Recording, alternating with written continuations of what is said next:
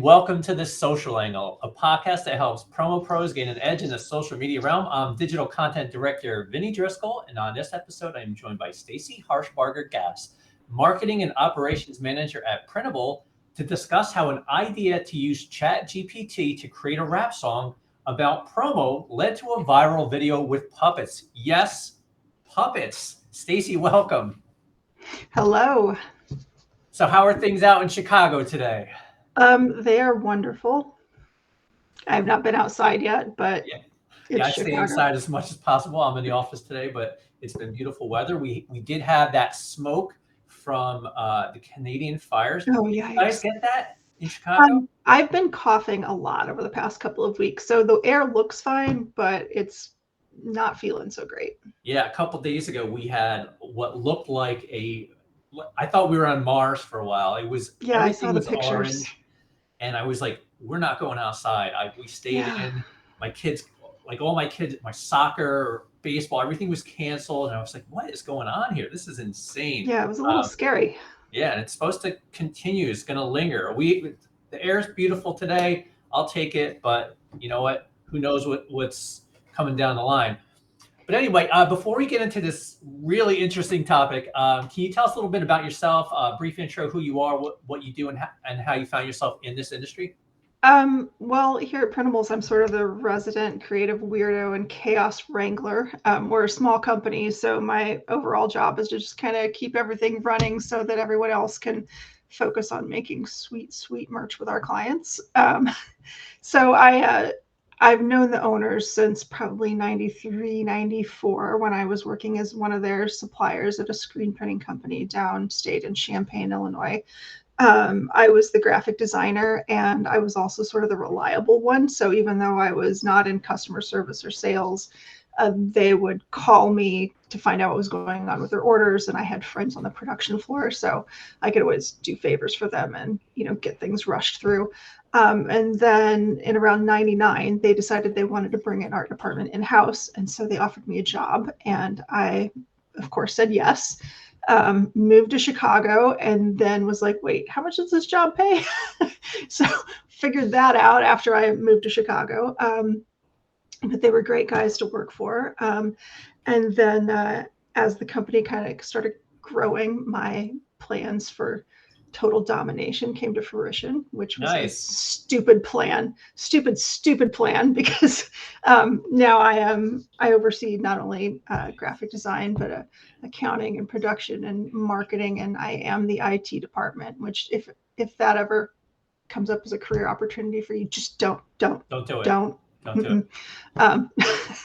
So you wear many hats at Printable. I do all the hats, and I don't even look good in hats. That's the bad part. But yeah, no, it's fun. Working for a small company is exciting because you never know what's going to happen on a day-to-day basis, and I get to be a Jill of all trades, master of none. Well, that's perfect. But yeah, it's exciting because there's never a dull moment.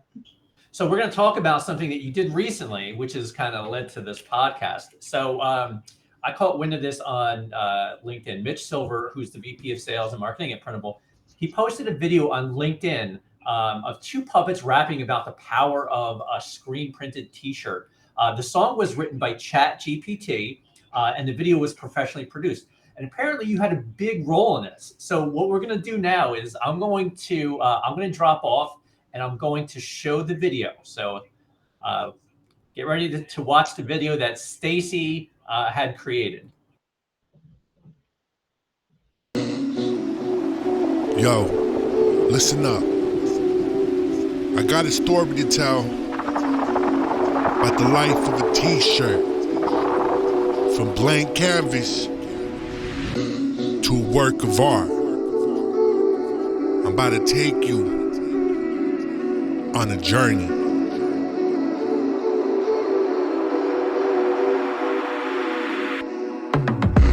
Started off blank, just a plain white shirt. But then a screen came and the squeegee did work. Ink was pressed through to create the design. The artist's vision, now it's all mine. I am a masterpiece, printed with care. Screen printing process took me there. From a simple tee to a work of art. I'm now a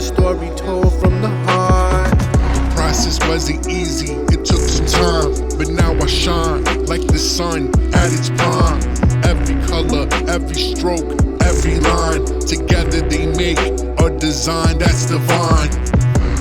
I am a masterpiece, printed with care.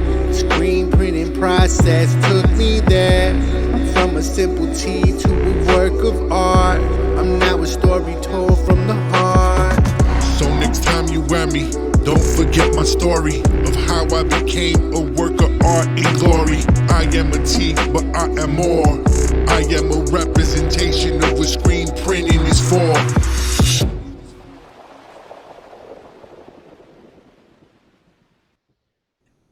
I love it. I think that is so cool.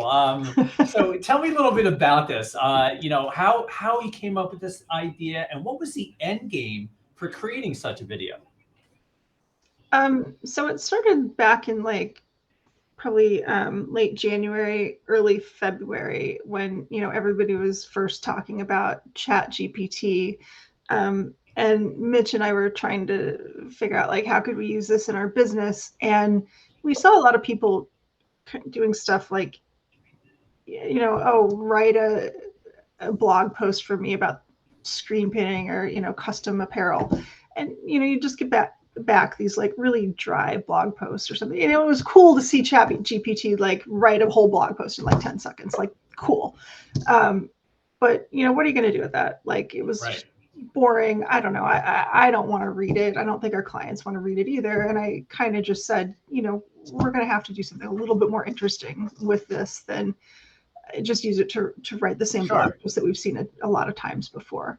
And so I just kind of off the cuff said, you're going to have to do something like tell it to write a rap in the style of Jay-Z about the screen printing process from the perspective of the shirt that's being printed. Like, see what that does. And that's what I did. And so you went to ChatGPT and you asked it to write a rap, so to speak, right? Okay. And in the style of Jay-Z from the perspective of the shirt that's being printed. Like, did you ask it to limit it to a certain amount of words, or no. I literally just off the cuff asked it to do that. Used the first thing that came out. And you took the first thing that you got back, and so you decided that you're going to take it a step further, right? Mm-hmm. Yeah, because even posting that was just a little bit too dry. Like, yay, it's dry. Yeah, cool. So how did you write a rhyme? How did you know about this service? That I didn't. I had no idea. So there's a woman in our office, Samantha Vagert. She's our bookkeeper, and she likes to rap unexpectedly sometimes. And she's also taken some puppetry classes. She's like the unicorn, we call her, because she's like great with numbers, but she's also pretty creative. And at first I was like, oh, we should have Samantha rap this. And then, oh, she could help us with a video because she does little puppets. But then I was like, I want to do this. Like, it's a little bit more beyond the scope of what I would ask her to do. I'm like, I'm just going to go on the internet and see if I can find anything. So I went to Fiverr and just typed in rapping puppets, and there's somebody that did it. So it seems like it was like this really like crazy, like who would have thought of this? But like, no, this is just my normal day-to-day life is like rapping and puppets. I see this all the time. So you found a service, and what was the name of this service? I found it on Fiverr, and I think I can't remember the name of the guy. It's like hashtag Puppet Gang. Yeah, or Puppet. Yeah, I think that's what it was, Puppet Gang. So you reached out to them and said, "Hey, can you create a puppet rap with these lyrics?" Yeah, they did it. Like I got it like back like a day and a half later, I think. So it took a day and a half to create. Yeah, that's amazing. And what did it cost you, if you don't mind me asking? It was like under $100, and I gave him a good tip. It was all inclusive, under $100. Yeah. So you had asked Mitch to use the credit card for No. I just did it. I just gave him his credit card. You just gave him his credit card. And you said something funny on LinkedIn. Of all the crazy things that you've used the credit card for over the years, this is probably one of the craziest. But yeah, it really is an interesting piece of content. It's entertaining, but it kind of shines a light on what you can do with AI in 2023. And yes, I think a lot of people are testing the waters. What can you do for your business with ChatGPT, and it's. I think a lot of people are just having fun. Like this morning, I went in there and I asked it. I said because my wife and I are going to a Cure concert later this month, and I said rewrite the song by The Cure, "Just Like Heaven."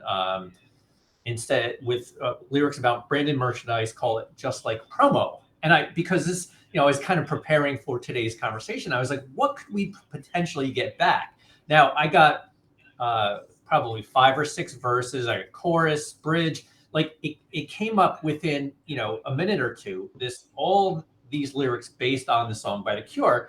And I think I think a lot of people are having fun with it now. They're testing it, see what can it do? And you took it a step further. You had something created out of it. I think this industry, in any industry, is going to start really tapping into it a little bit more for business. And you and I talked offline about people using it to write blog posts, using it as a way to kind of, get you out of writer's block. If you're a writer, you can use it to kind of steer you in the right direction. Hopefully you're not plagiarizing the entire piece of content that you get back from ChatGPT, although I'm sure that's going to be a problem down the line. But using it to kind of, give you inspiration, about where you should take your next piece of writing. But yeah, so, I mean, I think that this really kind of opens people's eyes to the potential and the power of ChatGPT. Now, when you got this piece of content back, what did you think about it? Were you blown away? Were you like, oh my God, this is really awesome? I was kind of surprised with the direction it went. I didn't know what it was going to give me. I thought it was like surprisingly like heartfelt and inspirational. Yeah. I wasn't really expecting that. So yeah, I mean, it was a little surprising. It's not the direction I would have personally gone if you had asked me to write a rap about the screen printing process. So yeah, I think it gave a unique perspective that I wouldn't have come up with myself. Sure. And for other projects, like we wanted to film like a skit at work, and so I asked it to, I was asking it to like write some, scenes from a sitcom. And I did one, and then I said like make it more Gen Z, and so it replaced the male delivery character with a delivery drone, and it like interesting. Okay. It like went and changed like all these details, and it like does all these things that you just wouldn't necessarily expect. Yeah, that's pretty interesting. Now we talked about LinkedIn, where you posted this video, and it really was well received. A lot of people were commenting on it. They loved it. They thought it was a great use of ChatGPT, AI, and something about our industry, which kind of opens people's eyes. Now, what are you planning to do with this video other than post it on social media? Are you going to use it for something else, or is it really just a vehicle to push not only your brand's message? People are like, oh, Printable, people are recognizing Printable because of this video, but also kind of opening the eyes of someone who's not in the industry, maybe, about the power of promotional products. And I think that's really kind of where the message is in that video, in the lyrics, about how how powerful t-shirts can be. So what else are you going to do with this video? So it's going out in an email to our clients this week. It's just kind of get the conversation starter about printed apparel. And then, there's a landing page, and we'll kind of link them also to a summer 2023 lookbook if they're inspired to print their own things. And let's see what else we're going to do. It's probably going to go up on TikTok at some point. There's going to be a landing page for some other marketing later in the year. Our salespeople have a link that they can use as a conversation starter. A lot of times they have links to our social media, things that they think would be fun to like share with clients in conversation. So yeah, I mean, we're going to get a lot of mileage out of it. Anytime we create a video or something fun, we reuse it. It's not going to be just like a one and done. Yeah, you guys do a lot of really good, fun, lighthearted content. And I've talked about Printable before. I've interviewed Mitch a few times. You guys really have social media. You know what you're doing on social media. You have fun, but you also, show the work and business side of it. And you also have people like Mitch himself. We're not afraid to be in front of the camera, which Mhm. certainly helps your brand. So we talked about AI. How much do you use AI currently in what you do, and what do you think the future holds for the industry as it pertains to things like ChatGPT? I mean, I use it quite a bit at work, and not just for copywriting. I mean, ChatGPT helped me figure out the best way to display a lot of complicated data in graphs for a meeting, things that were just kind of hard to understand. It's helped me like fix some code. There's a lot of different things that it does in Sure. addition to copywriting. Um, but I mean, I think the thing to remember is that AI has been around for a long time and we've been using it. Like it's been in Photoshop for a long time. We've all been using it every day. It's just not something that we directly interface with. It's just been built into our software. Sure. Sure. We're just now talking about it a lot more this year because, it's been delivered to us in a way that we can interact with it. The Right. general public gets to fiddle with it more. Right. And I think, the open AI, the GPT is really sort of a lot of people's first, venture into a tool at their Yeah. disposal. Like they're in there, they have their accounts, they're in there playing with it, coming up with different uh, keywords and things to ask it and see where it can potentially go. And I think that's where you have to kind of play around with it to see what it can come Yeah. up with. Now, a lot of times when I ask it some questions, it'll come back with, there's not enough information. That's not something that is public knowledge. And, there's very little it can do when you ask it a question that it can't find information about. But for things that, like I said, it can write something very quickly to help you push you in the right direction. Yeah. Give you ideas. If you can't find something on the internet, which I think a lot of people have trouble doing, like, you go to Google, it's like, maybe it's just not the right keywords. Like you go to ChatGPT and it's as powerful as Google. And I think that's, where Yeah. the Microsoft, I think they're integrating it with Bing. So it's going to Mhm. be something that, really to pay attention to. And if you don't already have an account, certainly go to OpenAI and Yeah. get one. And their Dolly too is really fun too. Like I had it do Yeah, some t-shirt designs for me, which yeah. are bizarre, but I mean, it's fun to play around with for sure. Yeah, there's imagery and there's video AI you could play around with. I watched a few videos. AI created these almost weird, creepy videos of like create a video of Gen Z having fun at the beach drinking beers, and like you see these really, they almost look human, but they're not really human, and it's like, whoa, what is this? Yeah. I don't know if you've seen like someone on social media, like, a pizza commercial like made entirely by AI, and it's Yeah, just so strange. strange, but it's weird how you can pay an entire crew of people to create content like that, and it takes weeks and maybe months to film all this and edit it, and then you got AI that can do it so quickly, and you're just like, Yeah. you're kind of blown away. Even though it's not perfect, you see where this is going. This is Yeah, but I think there's a lot of big changes, especially on the supplier side with like, product design right. being aided by AI and just being able to do like lifestyle images and, quickly changing the colors of things, AI aided is, really going to be a big help. Yeah, I agree. I think we've only scratched the surface. I think if you don't embrace AI, within the next 5-10 years, you're going to be left behind. I think it's going to be a big Mhm. talking point in the next several years, and it's really going to be an important part of not only this industry but probably all industries. So Yeah, for sure.